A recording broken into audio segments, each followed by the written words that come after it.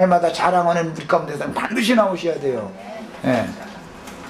흔히 이제 형제나 구원파 이 사람들은 아주 하여튼 그 사람들은 다른 것은 복은 있지도 않아. 그거밖에 없어.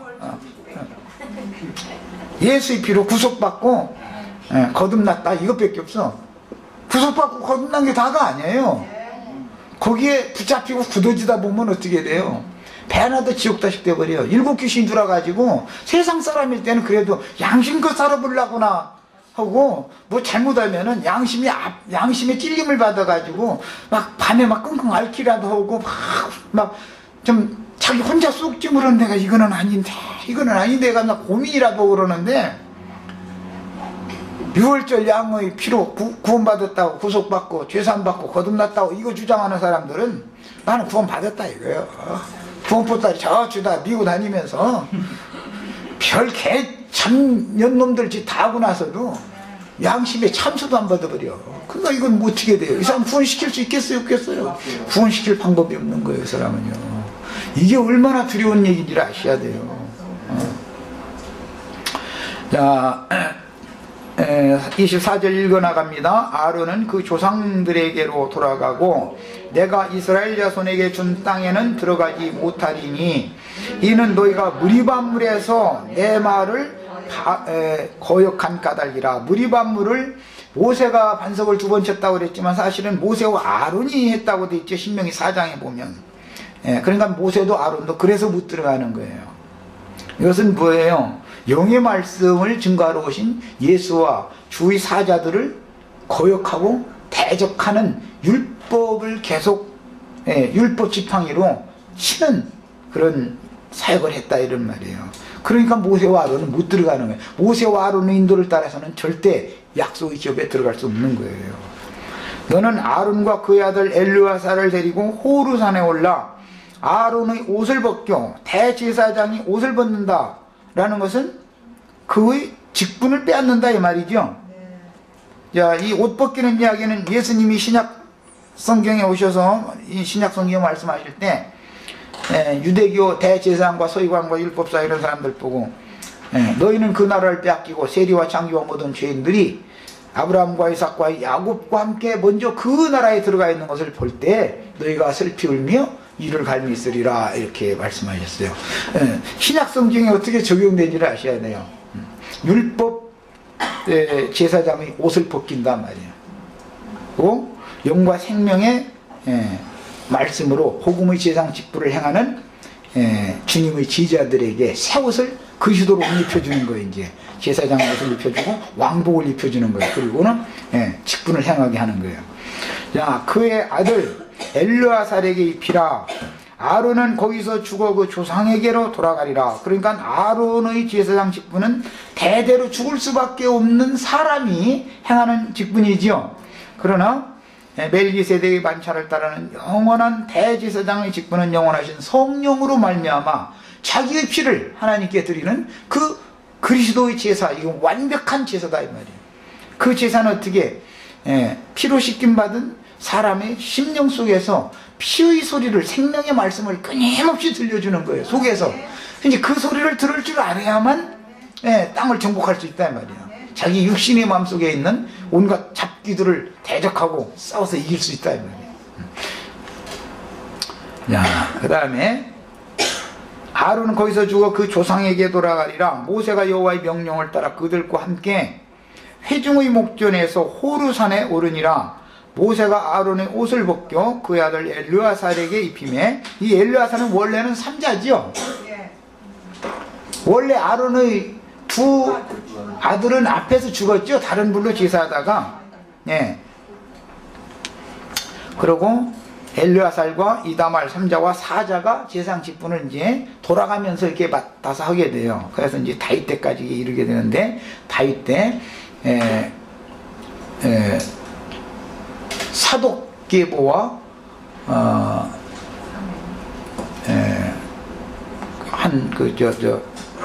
그 반역에 가담했던 제사장 이름이 누군가 또 생각이 안 나요.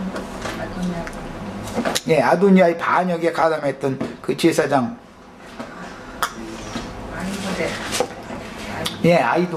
아히도벨.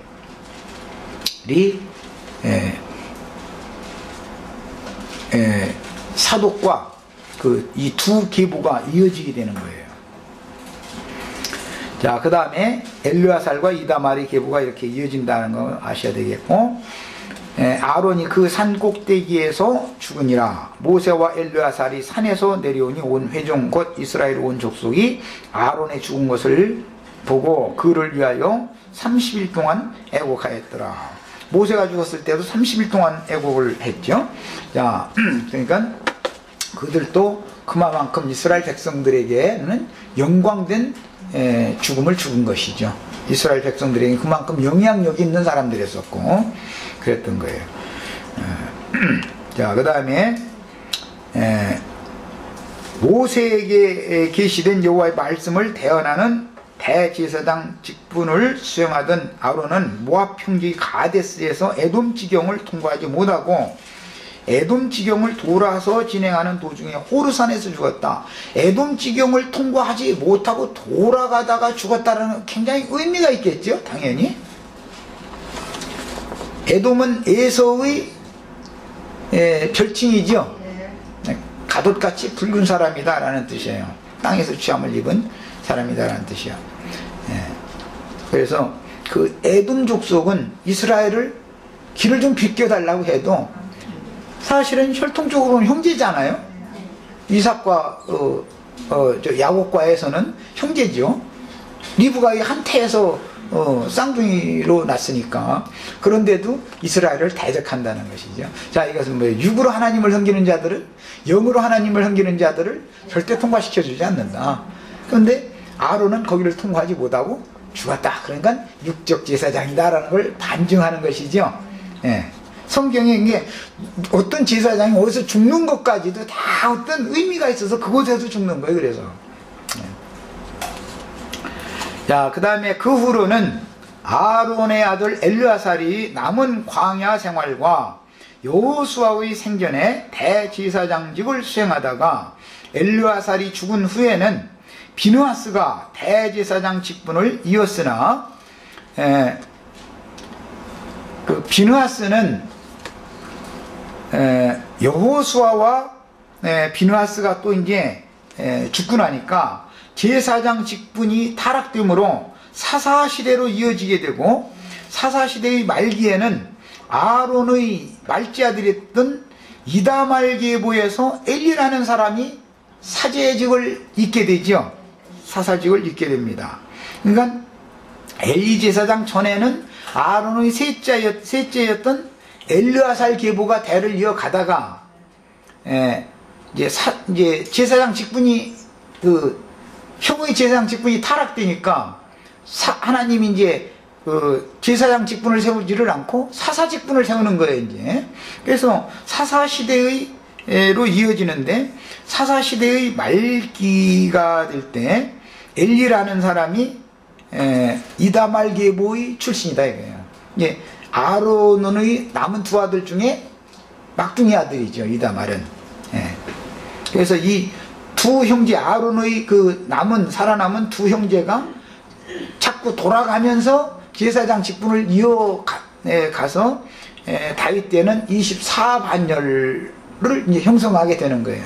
그래서 그런 이제 제사장 계보의 흐름에 대해서 기본적으로 알고 계시죠. 여호수아서를 알려면 이 제사장 직분의 흐름을 알아야 되는 것이고, 이건 여호수아뿐 아니고 성경의 흐름을 알려면 제사장 직분의 흐름을 알아야 되는 거예요.